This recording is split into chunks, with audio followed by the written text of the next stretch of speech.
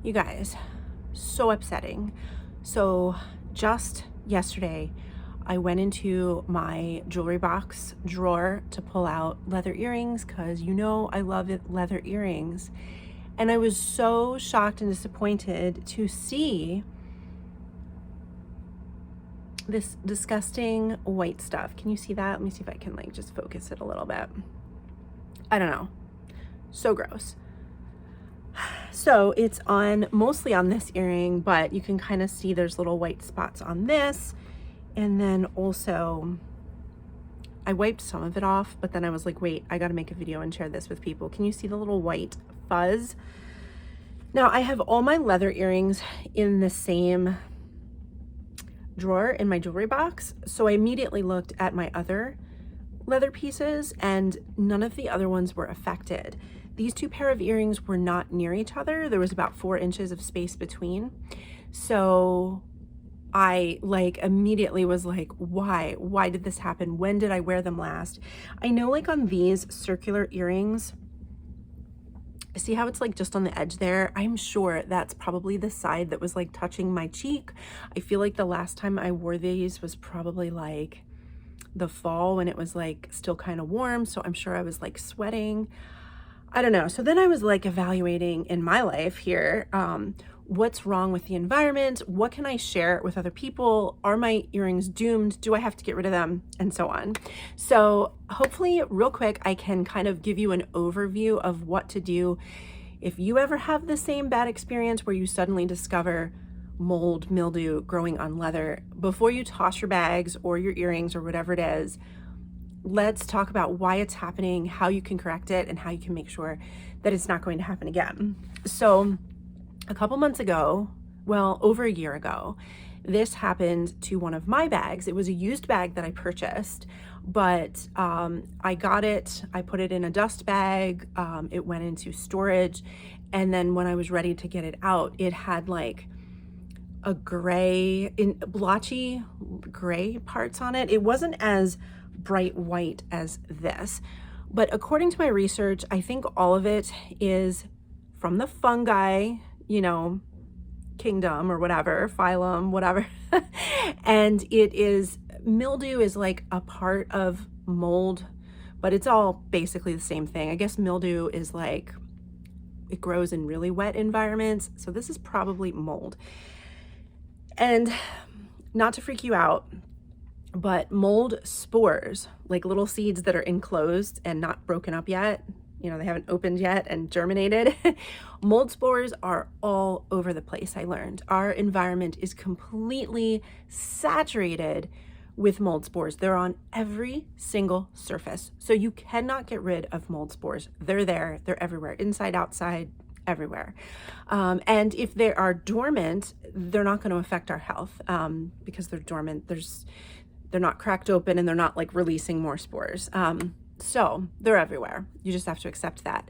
What you don't want to do is have your environmental conditions be just perfect for them to break open and then start getting fuzzy and growing everywhere. And that's when you can see it. And that's when it starts eating the organic matter, in this case, the leather, and that's when it can destroy the fibers and you can have a problem. So anyway, so I was reflecting on why did my earrings go bad? What happened? And then I realized it's probably because I keep my jewelry box here in our closet because I can lock it up when we leave. And we have overhead a vent for heating and cooling. So in the winter time, when we leave for the day, and I lock our door, this room heats up, unfortunately, and then it doesn't get to air out until I open the door and we get home. So reflecting on that, I think that's why my earrings, number one, the mold liked the heat, and then number two, there has to be moisture from somewhere. And in our master suite here, there's the bathroom, there's the bedroom, and then there's the closet. And in the wintertime, I admit, I'm not opening the windows every day. It's cold outside. And so when I take a shower, sometimes I forget to turn on the fan, and then you get all that condensation and stuff. And I think it just, the combination of having our bathroom attached to the bedroom, which is near the closet here, there's probably moisture, and then just add on to the warmth of when I close this door. In the summertime, it's not a problem because if I close the door, this room gets like an ice box because all the air conditioning is like going into it all day and not getting a chance to like, you know, infiltrate into the rest of the house.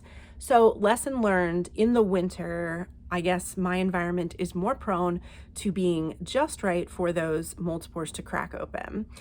So, however, because I saved a bag previously with this problem, I feel I can save the earrings. And I want to tell you my step-by-step process that I did. It worked for me, and it has kept that bag free of any problems since. What you want to get, if you're taking notes, you want to get a soft bristled brush, kind of like the kind of brush that you would find like in the baby aisle for the really fine hair of a baby.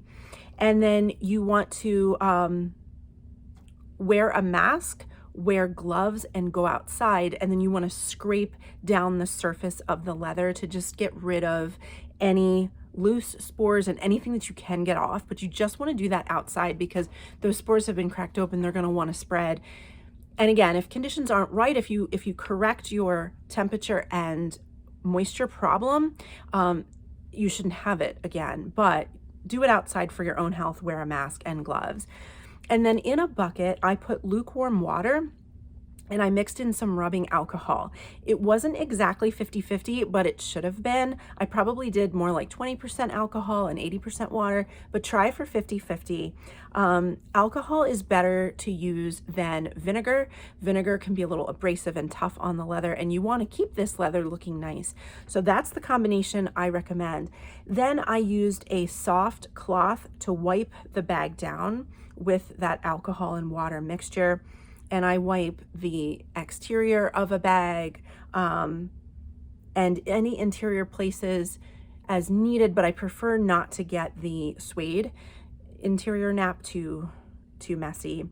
Anyway, then to dry out the bag, what I did was I stuffed it with paper towels to keep it open, and then I aimed a fan at it for several hours, and then I changed the paper towels occasionally just to make sure it got its best chance of quick drying without heat, of course.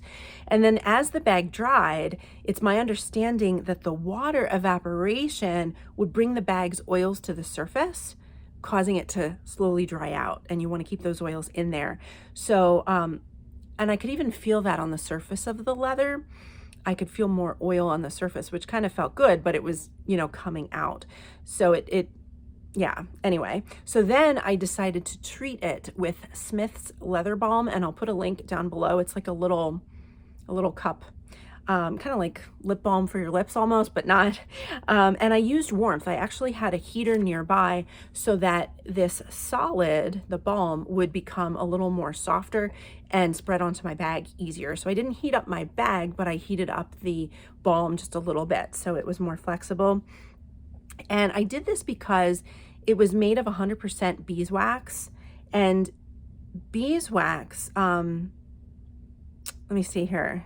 100% beeswax is known not to clog pores since it doesn't penetrate deeply into the pores, and because beeswax, when mixed with oils, will only release those oils into the hide when either heat or movement happens, the two things that would require a bag to feel more lubricated. So Smith's Leather Balm actually has almond oil in it, which is known to have antimicrobial properties, which is really good, especially when you're dealing with these little tiny spores, right? So I used that, and then I applied it while sitting in front of my little bathroom heater. I'm just reading my notes to myself. So again, so that it would heat up the product, not the bag. And then it kind of just melted nicely into the leather, which was great. And then in the dresser drawer that I kept my bag in, I wanted to make sure that area was cleaned as well. So first I vacuumed it, then I sprayed Lysol onto a paper towel and wiped down the inside. I waited like 10 minutes, and then I wanted to remove any chemical residue from the Lysol. So then I went through with a wet, I forget if I used like a towel or if I used I think I used an actual towel, not paper towels. But anyway, I went through and hoped to remove all of that residue, and it worked. So that's what I'm gonna do with these earrings. It's such a bummer that it happened, but I think I can fix the problem. I'll keep you guys posted. But if you ever encounter leather starting to get discolored or smelling funny, treat it this way. I think it really works.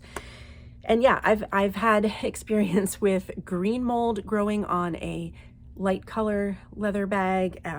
Here we have white on this chestnut colored leather, and then I've also experienced gray on black leather. So, oh, I've had 3 incidences, you guys.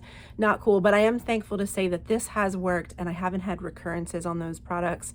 And we've since moved, so this is my first time like dealing with this arrangement in this closet, and now I know. So anyway, hope that helps you guys. Talk to you later. Bye.